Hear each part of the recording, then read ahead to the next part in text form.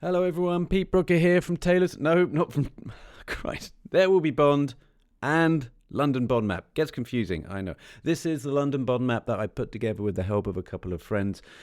Designed for Bond fans that are coming to London, might want to check out some film locations, maybe some lifestyle locations, want to do a bit of Bond shopping with the brands. Fleming locations, of course. Hopefully this map will be of some use to you. There's also a blog, londonbondmap.co.uk. I'll link to it in the comments. That expands on some of the locations listed on the map, as well as some that aren't.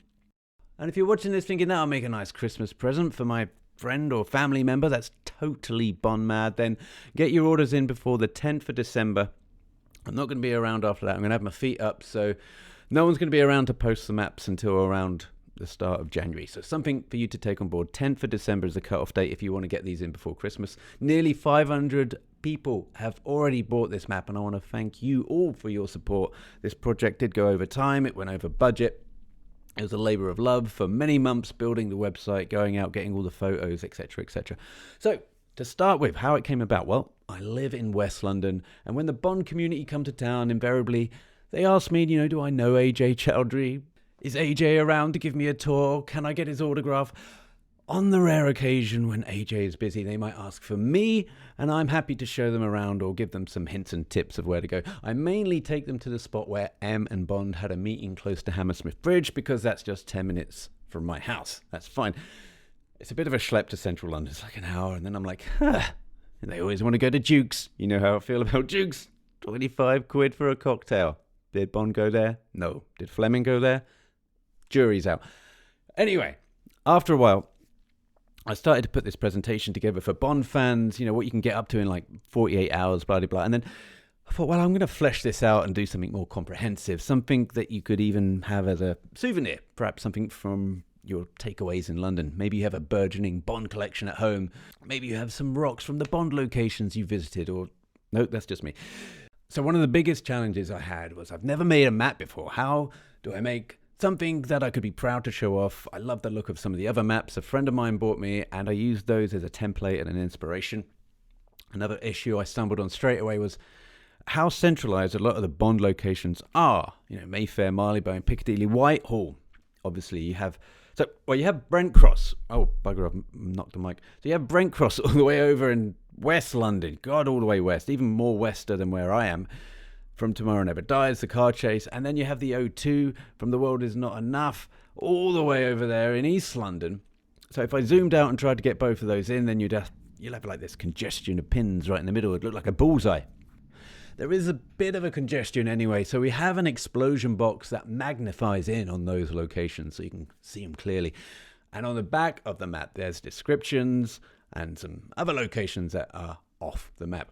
Next, exactly what locations should be on there. Now, if you want a thorough guide to London Bond locations, there is, of course, On the Tracks of 007, both the website, the Facebook page and the book, or the James Bond London by Gary Giblin. But you might not want to carry books around in London, and neither of these books, as good as they are, contain the most up-to-date London Bond locations. So I thought this could be a nice little addendum, if you will, to the great work that others have done before me. So how did I select the ones to be included? Well, I see it as, like going to a Rod Stewart concert. If I go to see Rod Stewart, I want to hear the hits. First Cut is the deepest. Maggie May, I don't want to talk about it. But, God, I don't want to hear Passion, or Do You Think I'm Sexy, or Hot Legs. Those songs suck. Maybe Rod Stewart's a bad example. I only want to hear 2 Rod Stewart songs.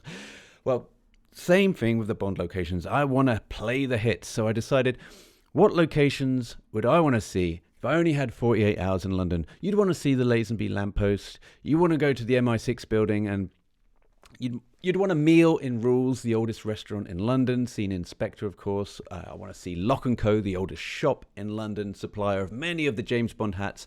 And if you have children, why not Madame Tussauds? They have all the Bonds on display there still. So once all the locations were decided upon, the descriptions were in place, we had to settle on the paper. The paper we plumbed for was the 120 GSM Bond paper. It's not too thick, not too thin, has enough weight to it without being too difficult to fold. Then we chose a simple sleeve design that keeps everything together, and that's pretty much it. That is it. And I guess originally I got my mum to draw a design for the sleeve, but it didn't quite work with the color scheme. So for those that have bought the map already, I'm actually emailing this as a free downloadable digital graphic as a thank you for buying it. So that really is about it. Thank you again for those that have already bought the map or are about to buy the map. Again, the link will be in the bio. I try and update the blog as much as possible, but London is a big old place, man. So if you're interested in maybe guest posting some photos or intel from your visits, then do drop me a note either in the comments or through the blog. Remember, 10th of December, that's your cut-off date if you're looking to receive the map before Christmas. Also, bear in mind, although these sent first class and internationally tracked, I'm at the mercy of the postal service here, so just something to keep in mind. Lastly, if you're in London, you can pick up the map in person from Grey Flannel on Chiltern Street, our only stockist. And whilst you're there, ask for Timothy Everest, who runs the place. He's worked on the wardrobe for 2 Bond films, Spectre and Skyfall. He loves to talk about Bond. That's Grey Flannel on Chiltern Street. The nearest tube is Baker Street. All right, that is it. Yes, all right, that is it. I'm going.